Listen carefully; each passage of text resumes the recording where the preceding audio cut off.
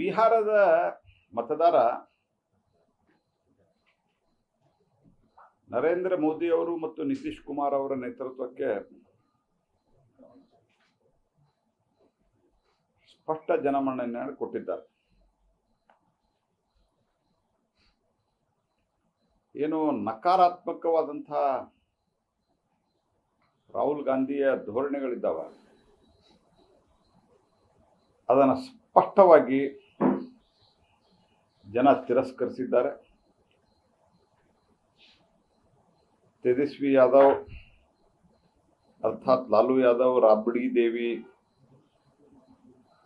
ಇವರ ಜಂಗಲ್ ರಾಜ್ಯವನ್ನು ಅವರು ಮರೆತಿಲ್ಲ.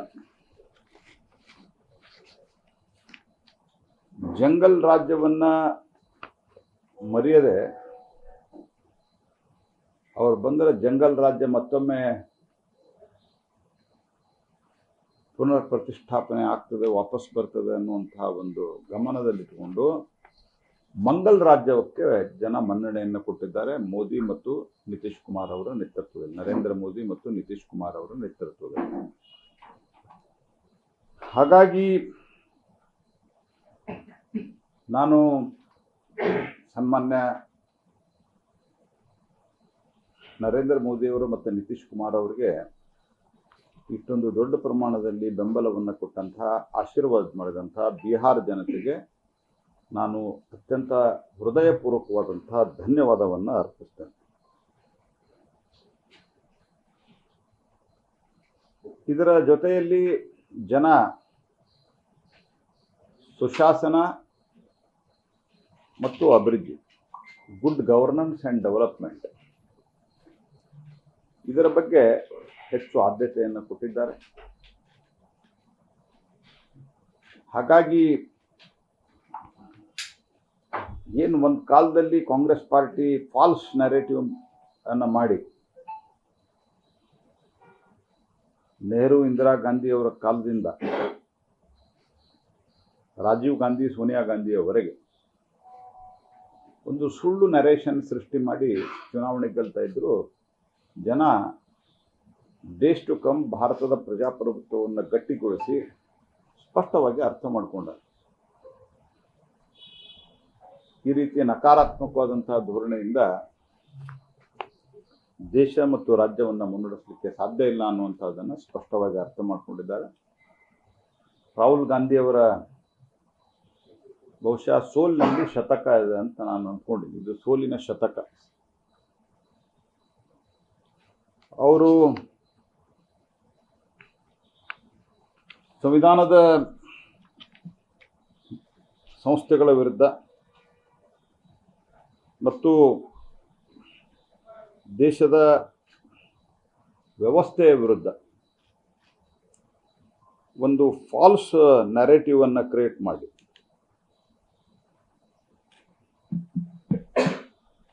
ಅವರು ಜನರನ್ನ ದಾರಿ ತಪ್ಪಿಸಿ ಜನರ ವ್ಯವಸ್ಥೆಯ ವಿರುದ್ಧವೇ ಒಂದು ಪ್ರಚೋದನೆ ಕೊಡುವಂತಹ ಕೆಲಸ ಮಾಡಿದ್ರು. ಜನ ಒಂದು ನಯಾ ಪೈಸಾದಷ್ಟು ಸ್ವೀಕಾರ ಮಾಡಿಲ್ಲ. ಅವ್ರು ನೋಡ್ರಿ ಅಲ್ಲಿ ಹೋಗಿ ಹೇಳಿದ್ರು ಓಟ್ ಚೋರಿ ಏನು ಒಂದು ಜನ people have just rejected it. Congress ಪಾರ್ಟಿಗೆ ನೋಡಿ, ಒಂದು ನಾನು ಹೇಳೋದು, ಇದನ್ನ ಒಟ್ಟಾರೆ ನಿರ್ವಹಿಸುವುದರಲ್ಲಿ ರಾಜ್ಯ ಸರ್ಕಾರ ವಿಫಲ ಆಗಿದೆ. ಎರಡನೇದ್ದು, ಅಲ್ಲಿ ಕಾನೂನು ಸುವ್ಯವಸ್ಥೆ ಕಾಪಾಡಿಕೊಳ್ಳಲಿಕ್ಕೆ ವ್ಯವಸ್ಥೆಯನ್ನು ಮಾಡಬೇಕಾಗಿತ್ತು. ಯಾಕೆಂದರೆ ಸುಟ್ಟಂಥ ಟ್ರೇಲರ್ಗಳು ಮತ್ತು ಸುಟ್ಟಂಥ ಟ್ರ್ಯಾಕ್ಟರ್ಗಳು ರೈತರದ್ದೇ ಇದ್ದಾವೆ. ಯಾರೋ ಪಾಪ ಬಡ ರೈತ ತಗೊಂಡ್ಬಂದದ್ದು, ಇದನ್ನು ಸುಟ್ರೆ ಯಾರು? ನನ್ನ ಪ್ರಕಾರ ನಿಜವಾದ ರೈತರು ಈ ಸುಡುಗಿಡು ಕೆಲಸ ಮಾಡಲ್ಲ. They will never do that. ಯಾಕಂದ್ರೆ ಅವ್ರಿಗೆ ವ್ಯಾಲ್ಯೂ ಗೊತ್ತದ. ಅವ್ರಿಗೆ 1 ಎಕರೆ ಇರಲಿ, 5 ಎಕರೆ ಇರಲಿ, 10 ಎಕರೆ ಇರಲಿ, ಅದನ್ನು ಬೆಳೆದು ಆನಂತರ ಇಲ್ಲಿವರೆಗೆ ತಂದು ಅವ ಯಾಕೆ ಅಷ್ಟು ಬೇಗ ತರ್ತಾನೆ? ಒಂದು, ಅವನಿಗೆ ದುಡ್ಡಿನ ಅವಶ್ಯಕತೆ ಇರ್ತದೆ, ಆದಷ್ಟು ಬೇಗ ನಾನು ದುಡ್ಡು ಸಿಗ್ಬೇಕಲ್ಲ. ಎರಡನೇದ್ದು, ಕೆಲವರು ಬೇಗ ಬಿತ್ತನೆ ಮಾಡಿರೋದ್ರಿಂದ, ಅಂದ್ರೆ ಅದು ರೈಪ್ ಆಗಿಬಿಟ್ಟಿರ್ತದೆ, ಜಾಸ್ತಿ ದಿವಸ ಹೋದ್ರೆ ಅದ್ರದ್ದು ಈಲ್ಡ್ ಕಮ್ಮಿ ಆಗ್ತದೆ, ರಿಕವರಿ. ಸೊ ಎರಡು ಕಾರಣದಿಂದ ಪಾಪ ಕಷ್ಟಪಟ್ಟು ಬೆಳೆದಿರೋದು ತಂದಿರ್ತಾರೆ. ಇದನ್ನು ಸುಡ್ತಾರ, ಸರ್ಕಾರಕ್ಕೆ ಏನೂ ಗೊತ್ತಾಗಲ್ಲ ಅಂತಂದ್ರೆ ಅರ್ಥ ಏನು? ರೈತರು ಹೋರಾಟ ಮಾಡ್ತಾ ಇದ್ದಾರೆ. ರೈತರ ಹೋರಾಟಕ್ಕೆ, ರೈತರ ಬೇಡಿಕೆಗೆ ನಾವು ಯಾವತ್ತೂ ನೆಗೆಟಿವ್ ಆಗಿ ಮಾತಾಡಿಲ್ಲ, ಮಾತಾಡೋ ಪ್ರಶ್ನೆನೂ ಇಲ್ಲ. ಆದರೆ ಅದನ್ನು ಸುಟ್ಟದ್ರ ಬಗ್ಗೆ ಸರ್ಕಾರ ಕಿಡಿಗೇಡಿಗಳು ಮಾಡಿದ್ದಾರೆ ಅಂತ ಸ್ಟೇಟ್ಮೆಂಟ್ ಕೊಟ್ರೆ ಅರ್ಥ ಏನಂಗಾರೆ? ಏನು ಮಾಡ್ತಾ ಇದ್ರು? ಯಾಕಂದ್ರೆ ನಿಮ್ಮ ಸರ್ಕಾರದಲ್ಲಿ ಇಂಟೆಲಿಜೆನ್ಸು ಮತ್ತೊಂದು ಏನಿಲ್ಲ ನಿಮ್ಗೆ. ಕಾನೂನು ಕೈ ತೆಗೆದುಕೊಳ್ಳಿಕ್ಕೆ ನೀವು ಅದರಲ್ಲಿ ಯಾವುದೋ ರೈತರ ಹೋರಾಟದಲ್ಲಿ ಯಾರೋ ಬಂದು ನುಸುಳಿಕೊಂಡು ಈ ರೀತಿ ವಿಧ್ವಂಸಕ ಕೃತ್ಯ ಮಾಡಲಿಕ್ಕೆ ಅವಕಾಶ ಕೊಡ್ತೀರಿ. Over all situation handling fail ಆಗ್ಯಾರ. ಎರಡನೇದು ಇದಂತೂ it is a big failure. ನೋಡ್ರಿ, ಅವರು ಕರ್ನಾಟಕದಲ್ಲಿ ಗೆದ್ದಾಗ ವೋಟ್ ಚೋರಿ ಆಗಲ್ಲ, ತೆಲಂಗಾಣದಲ್ಲಿ ಗೆದ್ದಾಗ ವೋಟ್ ಚೋರಿ ಆಗಲ್ಲ, ಆನಂತರ ಹಿಮಾಚಲ್ ಪ್ರದೇಶದಲ್ಲಿ ಗೆದ್ದಾಗ ವೋಟ್ ಚೋರಿ ಆಗಲ್ಲ, ಲೋಕಸಭೆಯಲ್ಲಿ 99 ಸೀಟ್ ಗೆದ್ದಾಗ ವೋಟ್ ಚೋರಿ ಆಗಲ್ಲ. ವೋಟ್ ಚೋರಿ ಯಾವಾಗ ಆಗತ್ತಾ? ಹರಿಯಾಣದಾಗ ಸೋತ ಮೇಲೆ ಆಗ್ತದೆ.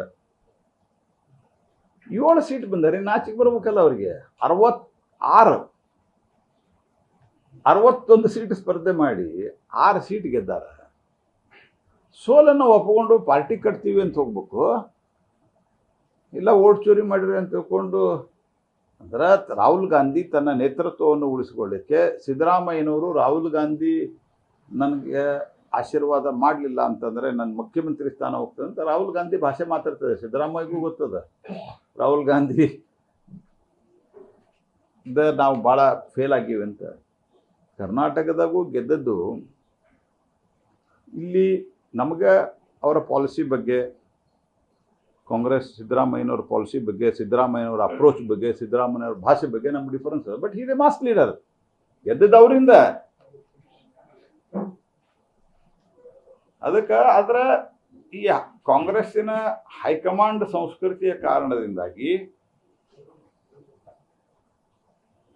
ಎಲ್ಲಿ ನನ್ನ ಸೀಟ್ ಹೋಗಿದ್ದಿತ್ತು ಅಂತ ಅವ್ರ ಭಾಷೆ ಮಾತಾಡ್ತಾರೆ ಅಷ್ಟೇ. ಎವ್ರಿಬಡಿ ನೋಸ್ ರಾಹುಲ್ ಗಾಂಧಿ ತಾವು ಮುಣುಗ್ತಾರ, ಮತ್ತೊಬ್ಬರಿಗೂ ಮುಣುಗಿಸ್ತಾರ ಅನ್ನೋದು ಎಲ್ಲರಿಗೂ ಗೊತ್ತಿದೆ. ಹಾಗಾಗಿ ಹರಿಯಾಣದಾಗ ಸೋತ ಮೇಲೆ ನೆನಪಾತಿದ್ರು. ನೀವು ಇವ್ರದ್ದೊಂದು ಸ್ಟೇಟ್ಮೆಂಟ್ ಯೂಟ್ಯೂಬ್ದಾಗ ಇವತ್ತಿಗೂ ಅದ, ಉಮರ್ ಅಬ್ದುಲ್ಲಾ ಅವ್ರದ್ದು. ಉಮರ್ ಅಬ್ದುಲ್ಲಾ ಹೇಳಿದ್ರೆ ಇದೆಲ್ಲ ಬೋಗಸ್ ಇದೆ, ನಾವೇನು ನಂಬೋದಿಲ್ಲ ಇದೆ, ಯಾಕಂದ್ರೆ ನಾವು ಗೆದ್ದೀವಿಲ್ಲ ಇಲ್ಲಿ ಅಂತಂದ್ರೆ. ಎಲ್ಲಿ ಗೆದ್ದಾರ ಅವರು? ಯಾವ ಕಾಶ್ಮೀರದಾಗ, ಜಮ್ಮು ಮತ್ತು ಕಾಶ್ಮೀರದಾಗ, ಆ ರಾಜ್ಯದೊಳಗೆ ಎಲ್ಲಿ ರಾಷ್ಟ್ರಪತಿ ಆಡಳಿತ ಅರ್ಥಾತ್ ಕೇಂದ್ರ ಸರ್ಕಾರದ ಒಂದು ಪ್ರತಿನಿಧಿಯಾಗಿ ಉಪರಾಜ್ಯಪಾಲರು ಆಡಳಿತ ನಡೆಸ್ತಾ ಇದ್ರು, ಎಲ್ಲಿ ಅವರು ಅಧಿಕಾರದಾಗ ಇರಲಿಲ್ಲ. ಅಂದ್ರೆ ಈಗ ಸಪೋಸ್ ಈಗ ಸದ್ಯ ಕರ್ನಾಟಕದಲ್ಲಿ 28ರಲ್ಲಿ ಚುನಾವಣೆ ಆದ ಕಾಂಗ್ರೆಸ್ ಅಧಿಕಾರ, ಅಲ್ಲಿ ಯಾರು ಅಧಿಕಾರದಾಗ ಇರಲಿಲ್ಲ, ಕೇಂದ್ರ ಶಾಸನ ಇತ್ತು. ಅಂತಲ್ಲಿ ನಾವು ಗೆಲ್ಬೋದಾಗಿತ್ತಲ್ಲ, ಅಲ್ಲಿ ಒಂದು ಸ್ವಲ್ಪ ಇಂಥವು ಮಾಡಿ. ಇಲ್ಲಿ ಜಾರ್ಖಂಡ್ನಾಗ ಯಾಕೆ ಗೆಲ್ಲಿಲ್ಲ ನಾವು? ಜನ ತೀರ್ಪು ಕೊಟ್ಟಾರ. ಜನ ತೀರ್ಪು ಕೊಟ್ಟದ್ದು ಒಪ್ಕೋಬೇಕು. ಎರಡನೇದು, ಇಲ್ಲಿ ತನಕ ಒಂದು 100 ಸರ್ತೆ ಚುನಾವಣಾ ಆಯೋಗದವ್ರು ಹೇಳ್ಯಾರ ನೀವು ಫಾರ್ಮೆಟ್ದಾಗ ಕೊಡ್ರಿ ಅಂತ ಹೇಳಿ. ಯಾಕೆ ಕೊಡೋದಿಲ್ಲ ಫಾರ್ಮೆಟ್ದಾಗ?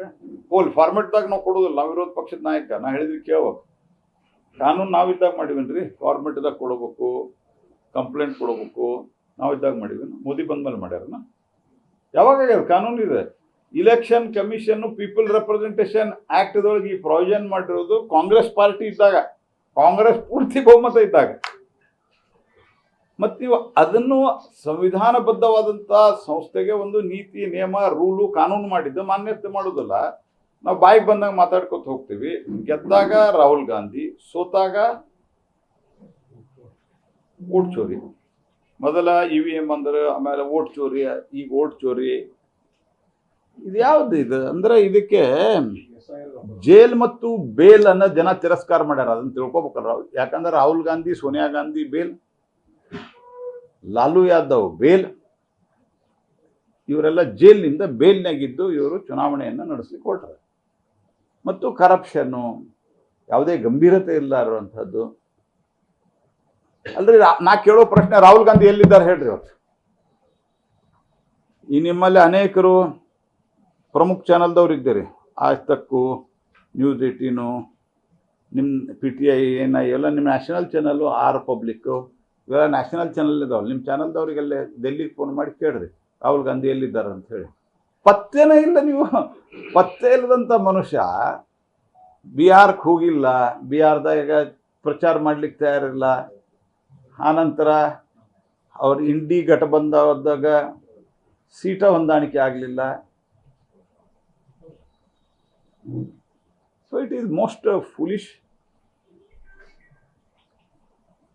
ತಮ್ಮ ಒಂದು ಫೇಲ್ಯೂರ್ ಮುಚ್ಕೊಳ್ಳಿಕ್ಕೆ ಒಂದು ಹೊಸ ಶುರು ಮಾಡೋದು ಅಷ್ಟೇ. ದೇಶದಾಗ ತನಿಖೆ ನಡೆದ, ನಾನು ಉಳಿದದ್ದು ಯಾವುದ್ರ ಬಗ್ಗೆ ನಾನು ಈಗ ಮಾತನಾಡ್ತಾ ಇಲ್ಲ. ಆ ತನಿಖೆ ಏನು, ಆ ತನಿಖೆಯಲ್ಲಿ ಪ್ರಗತಿ ಏನಾಗಿದೆ. ಬಟ್ ನನ್ನ ಒಂದು ಸ್ಪಷ್ಟ ಅದ ಅಂತಂದ್ರೆ, ನೀವು ಅಲ್ಲಿಂದ ಇಲ್ಲಿಗೆ ನೋಡಿದರೆ ಎಷ್ಟು ದೊಡ್ಡ ಪ್ರಮಾಣದಲ್ಲಿ ಷಡ್ಯಂತ್ರ ನಡೆದಿತ್ತು. ಆ ಷಡ್ಯಂತ್ರವನ್ನು ವಿಫಲಗೊಳಿಸುವುದರಲ್ಲಿ ನಮ್ಮ ಏಜೆನ್ಸಿಗಳು, ಅದು ಬೇರೆ ಬೇರೆ ಏಜೆನ್ಸಿ, ಪೊಲೀಸು, ಪ್ಯಾರಾಮಿಲಿಟರಿ ಫೋರ್ಸು, ಖುಫಿಯಾ ಏಜೆನ್ಸಿದು ಇವೆಲ್ಲ ಮಾಡಿದ್ದು ನಮಗೆ ಗೊತ್ತಿದೆ. ಪಬ್ಲಿಕ್ ಡೊಮೈನ್ದಲ್ಲಿದೆ, ನೀವೇ ಹೇಳ್ತೀರಿ. ಒಂದು ನಿಮಿಷ. ಹಾಗಾಗಿ ಇದನ್ನ ಯಾವುದೇ ಒಂದು ಚುನಾವಣೆಯಲ್ಲಿ ನೀವು ಸೋಲ್ತೀರಿ ಅನ್ನೋ ಕಾರಣಕ್ಕೆ ಇದನ್ನ ನರೇಟಿವ್ ಮಾಡೋದ್ರಿಂದ ಪಾಕಿಸ್ತಾನ ಹೇಳ್ತದ. ನೋಡ್ರಿ, ಕಾಂಗ್ರೆಸ್ ಪಾರ್ಟಿ ದೇಶದ ವಿರೋಧ ಪಕ್ಷ 60 ವರ್ಷ ಆಡಳಿತ ಮಾಡಿದ್ದಾರೆ. ಅವ್ರು ಹೇಳ್ತಾ ಇದ್ದಾರೆ ಇದು ಪಾಕಿಸ್ತಾನದಲ್ಲ ಅಂತ ಹೇಳಿ. ಇಂಟರ್ನ್ಯಾಷನಲ್ ಒಂದು ವ್ಯವಸ್ಥೆ ಒಳಗೆ, ವರ್ಲ್ಡ್ ಫೋರಮ್ದಾಗ, ಈಗ ಇಂಟರ್ನ್ಯಾಷನಲ್ ಫೋರಮ್ದಲ್ಲಿ ಏನು ಹೇಳಬೇಕು ಸರ್ಕಾರ ತೀರ್ಮಾನ ಮಾಡ್ತಾರೆ. ಬಟ್ ಹಿಂದಿನ ಘಟನೆ, ಈಗಿನ ಘಟನೆ ಎಲ್ಲವನ್ನು ಸೇರಿ ನಾ ಹೇಳ್ತಾ ಇರೋದು, ಪಾಕಿಸ್ತಾನದ ಪರವಾಗಿ ಇವರು ಹೇಳಿಕೆ ಕೊಡುತ್ತಾರೆ. ಇದರ ಅರ್ಥ ಯಾಕಂದ್ರೆ ಪಾಕಿಸ್ತಾನದವರು ಮಾಡ್ಯಾರ ಅಂತ ಹೇಳಲಿಕ್ಕೆ ತಯಾರಿಲ್ಲ. ಅವರು ಪಾಕಿಸ್ತಾನ ಐಸೋಲೇಟ್ ಮಾಡಬೇಕು ಅಂತ ಭಾರತ ಪ್ರಯತ್ನ ಮಾಡ್ತಿರ್ಬೇಕಾದ್ರೆ ನೀವು ಇದು BJP ಬೇಕಂತಲೇ ಚುನಾವಣೆ ಹಿಂದಿನ ದಿವಸ ಮಾಡ್ತೀವಿ ಅಂತ ಹೇಳಿದರೆ ನೀವೇನು ಸಂದೇಶ ಕೊಡ್ಲಿಕ್ಕೆ ಹೊರಟ್ರಿ? ಪಾಕಿಸ್ತಾನದ ಭಾಷೆಯನ್ನು, ನಿಮ್ಮ ಪ್ರಶ್ನೆಗೆ ಉತ್ತರ, ಪಾಕಿಸ್ತಾನದ ಭಾಷೆಯನ್ನು ಕಾಂಗ್ರೆಸ್ ಪಾರ್ಟಿ ಮಾತನಾಡಿ. ಇವರು ಅಮಿತ್ ಶಾ ರಾಜೀನಾಮೆ ನೋಡ್ರಿ, ನಾನು ಮೊದಲೂ ಹೇಳಿದೆ, ಕಂಪ್ಯಾರಿಸನ್ ಯಾವತ್ತೂ ಒಳ್ಳೆಯದಲ್ಲ. ಯಾಕಂದ್ರೆ ಒಬ್ಬ ಮನುಷ್ಯ ಈ ಥರದ ಘಟನೆಯಲ್ಲಿ ಸತ್ತರೂ ನಮ್ಮ ಮನಸ್ಸಿಗೆ ಭಾಳ ನೋವಾಗುತ್ತೆ. ಆದರೆ ನಾ ಹೇಳೋ ಪ್ರಶ್ನೆ, ಕಾಂಗ್ರೆಸ್ ಪಾರ್ಟಿಯ ಕಾಲದೊಳಗೆ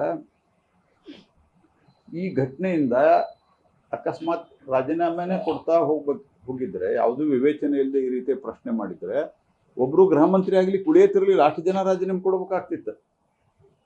ಕನಿಷ್ಠ ವರ್ಷಕ್ಕೆ 3 ಜನ ಗೃಹ ಮಂತ್ರಿಗಳನ್ನು ಮಾಡಬೇಕಾಗ್ತಿತ್ತು, ಕನಿಷ್ಠ 3 ಗೃಹ ಮಂತ್ರಿಗಳನ್ನು. ಅಷ್ಟು ಘಟನೆಗಳು ನಡೆದಾವೆ. ಹೀಗಾಗಿ ರಾಷ್ಟ್ರೀಯ ಸುರಕ್ಷತೆ ಬಂದಾಗ ಪಕ್ಷ ವಿಪಕ್ಷ ಎಲ್ಲ ಒಂದಾಗಿ, ನನಗೆ ಗೊತ್ತಿದೆ 26/11 ಯಾವಾಗ ಮುಂಬೈದಲ್ಲಿ ಘಟನೆ ನಡೆದಾಗ ನಾ ಪಾರ್ಲಿಮೆಂಟ್ನಾಗಿದ್ದೆ. BJP ಸೇರಿದಂತೆ ವಿರೋಧ ಪಕ್ಷದಲ್ಲಿದ್ದಂಥ ಅನೇಕ ಪಕ್ಷಗಳು, ಈಗ JDU ಇರ್ಬೋದು, ನಿತೀಶ್ ಕುಮಾರ್ ಅವರ ನೇತೃತ್ವ, ನಿತೀಶ್ ಕುಮಾರ್ ಅವರು ಇದರಲ್ಲಿದ್ದರು, ನಿತೀಶ್ ಕುಮಾರ್ ಅವ್ರ ಪಾರ್ಟಿನೂ ಒಳ್ಳೆಯ ಸಂಖ್ಯೆಯೊಳಗಿತ್ತು ಅವಾಗ ಲೋಕಸಭೆ ಒಳಗೆ. ಅನೇಕ ಪಾರ್ಟಿಗಳು, ಅದರಲ್ಲಿಯೂ BJP ಪ್ರಮುಖ ವಿರೋಧ ಪಕ್ಷವಾಗಿ, ನಾವೇನು ಭಾಳ ಕಮ್ಮಿ ಇರಲಿಲ್ಲ ಸೀಟ್ ನಮ್ದು. ಅವ್ರದ್ದೊಂದು 140-50 ಇತ್ತು, ನಮ್ಮದೊಂದು 135-36 ಇತ್ತು. We stood by the government. ಇಲ್ಲ ನೀವೇ ಮಾಡಿಸಿರಿ ಅಂತ ನಾವು ಹೇಳಲಿಲ್ಲ. ತುಷ್ಟೀಕರಣದ ರಾಜಕಾರಣ ಸಾಕಷ್ಟು ದೊಡ್ಡ ಪ್ರಮಾಣದಲ್ಲಿ ಇದಕ್ಕೆ ಪರಿಣಾಮ ಬೀರಿದ್ರು ಸಹಿತ ನಾವು ಮೊದಲು ಪಾಕಿಸ್ತಾನವನ್ನು, ಯಾಕಂದ್ರೆ ಪಾಕಿಸ್ತಾನ ಪ್ರೇರಿತ ಭಯೋತ್ಪಾದನೆ ಇದು. ಹಾಗಾಗಿ ಈ ರೀತಿಯ ಭಾಷೆ ಏನದಲ್ಲ, ಮೊದಲಿದ್ದು ಹಿಂದಿನ ದಿವಸ ಯಾಕೆ ಮಾಡಿದ್ರು ಅಂದರೆ ಟೆರರಿಸ್ಟ್ಗಳಿಗೆ ಇವ್ರಿಗೇನು ಸಂಬಂಧ ಇದೆ, ಇವ್ರಿಗೆ ಹೇಳಿ ಮಾಡ್ಬೇಕನ ಅವರು ಕಾಂಗ್ರೆಸ್ ಪಾರ್ಟಿ. ಎರಡನೇದ್ದು ರಾಜೀನಾಮೆ. ಈ ರೀತಿ ಬೇಜವಾಬ್ದಾರಿ ಹೇಳಿಕೆಗಳನ್ನು ಕೊಡೋದು. ಆಲ್ ಪಾರ್ಟಿಯಿಂದ ಕರಿಬೇಕು ಅಂತ ಒತ್ತಾಯ ಮಾಡ್ತಿದ್ದೀವಿ. ನೋಡ್ರಿ, ಯಾವಾಗ ಏನು ಮಾಡಬೇಕು, ಸರ್ಕಾರ ಯಾರಿಗೆ ಕರಿಬೇಕು, ಯಾರಿಗೆ ತಿಳಿಸ್ಬೇಕು, ಸರ್ಕಾರ ಇಡೀ ವ್ಯವಸ್ಥೆಯ ಬಗ್ಗೆ ಭಾಳ ಅತ್ಯಂತ ಚೆನ್ನಾಗಿ ಇದನ್ನು ನಮ್ಮ ಏಜೆನ್ಸಿಗಳು ಹ್ಯಾಂಡಲ್ ಮಾಡ್ತಿದ್ದೇವೆ. ಯಾವ ಸಂದರ್ಭದಲ್ಲಿ ಏನು ಮಾಡಬೇಕು ಅದನ್ನು ಸರ್ಕಾರ ಮಾಡ್ತದೆ. ಈಗ vote ಚೋರಿ ಮತ್ತೆ ಆಗಿದೆ ಅಂತ ಹೇಳಿ ಸಿದ್ದರಾಮಯ್ಯ ಆದ್ದರಿಂದ ಇನ್ನಾದರೂ ಕಾಂಗ್ರೆಸ್ ಪಾರ್ಟಿ ಅರ್ಥ ಮಾಡ್ಕೋಬೇಕು. ಯಾಕಂದ್ರೆ ನಮ್ಮ strike rate so far it is A lead, I understand. ಆದರೆ ಇನ್ ಜನರಲ್ ನೋಡಿದರೆ strike rate JDU, BJP, LJP ಈ ಮೂರು ಪಾರ್ಟಿದ್ದು 80-90% ಹೋಗ್ತಾ ಇದೆ. ಈಗಾಗಲೇ 101ರಲ್ಲಿ 84 ಲೀಡ್ ಇದೆ. ನಾನು ಮತ್ತೊಮ್ಮೆ ಸ್ಪಷ್ಟಪಡ್ತೀನಿ, ಲೀಡ್ ನನಗೆ ಗೊತ್ತಿದೆ. ಒಂದಿಷ್ಟು ಆ ಕಡೆ ಈ ಕಡೆ ಆಗ್ಬೋದು. JDU ಅದು ನಿಯರ್ ಅಬೌಟ್ 80 ಇದೆ. LJP 29ರಲ್ಲಿ 22 ಇದೆ. ಇದರರ್ಥ ಜನ ಡಿಸಿಸಿವ್ ಮ್ಯಾಂಡೇಟನ್ನು ಕೊಟ್ಟರು ಸ್ಟ್ರೈಕ್ ರೇಟ್ ನೋಡಿದರೆ. ಹಾಗಾಗಿ ಕಾಂಗ್ರೆಸ್ ಪಾರ್ಟಿ ಅದೊಂದು ಮುಳುಗುತ್ತಿರುವ ಹಡಗು. ರಾಹುಲ್ ಗಾಂಧಿ ಸ್ವತಃ ಮುಳುಗುವುದಷ್ಟೇ ಅಲ್ಲದ, ನೀವು ಜನಕ್ಕೂ ಅನುಭವದ ಸಾಮಾನ್ಯ ಜನಕ್ಕೆ ವಿಶೇಷವಾಗಿ ಈ ನದಿಯಲ್ಲಿ ಸಮುದ್ರದಲ್ಲಿ ಈಜುಗಾರರಿಗೆ ಭಾಳ ಚೆನ್ನಾಗಿ ಅನುಭವ ಅದ. ಯಾರಾದರೂ ನದಿಯಲ್ಲಿ ಕೆರೆಯಲ್ಲಿ ಮುಳುಗ್ತಾ ಇದ್ರ ಎಕ್ಸ್ಪರ್ಟ್ಗಳು ಅವ್ರನ್ನ ಉಳಿಸ್ಲಿಕ್ಕೆ ಹೋಗ್ತಾರಲ್ಲ, ಅವರಿಗೆ ಆ ಸಂಪೂರ್ಣ ಅನುಭವ ಇರಬೇಕಿಲ್ಲ ಅಂತಂದ್ರೆ ಅವ್ರನ್ನ ಗಟ್ಟಿಡ್ಕೊಂಡು ಅವ್ರನ್ನ ಮುಳುಗಿಸಿಬಿಡ್ತಾರೆ. ರಾಹುಲ್ ಗಾಂಧಿ ಇವತ್ತು ಮುಳುಗೋದರಲ್ಲಿ ಮತ್ತು ಮುಳುಗಿಸೋದರಲ್ಲಿ ಎಕ್ಸ್ಪರ್ಟ್ ಆಗ್ಯಾರ. ತಾವು ಸ್ವತಃ ಮುಳುಗೋದಲ್ಲದೆ ಬೇರೆದವ್ರನ್ನ ಮುಳುಗಿಸ್ತಾರೆ. ಅವರು ಎಲ್ಲೆಲ್ಲಿ ಯಾರ ಜೋಡಿ ಅಲೈನ್ಸ್ ಮಾಡ್ಕೋತಾರೆ, ಆ ಎಲ್ಲ ಅಲೈನ್ಸ್ ಪಾರ್ಟಿಗಳಲ್ಲಿ ಮೇಜರ್ ಪಾರ್ಟಿ ಇದ್ದರೂ ಸಹಿತ ಅವರು ಫುಲ್ ಮುಳುಗಿ ಹೋಗ್ತಾರೆ. ಹಾಗಾಗಿ ರಾಹುಲ್ ಗಾಂಧಿ ಏನು ಹೇಳ್ತಾ ಇದ್ದಾರಲ್ಲ, ಹೈಡ್ರೋಜನ್ ಬಾಂಬು, ಅಟೋಮ್ ಬಾಂಬು, ಅವ್ರು ಮೋಸ್ಟ್ಲಿ ನನಗನ್ನಿಸ್ತದ ತಮ್ಮ ಅಲೈನ್ಸ್ಗಳಿಗೆ ಬಾಂಬ್ ಹಾಕ್ತಾ ಇದ್ದಾರೆ.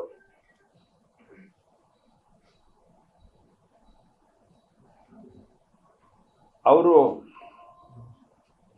Is bombing his own party and alliance partner also.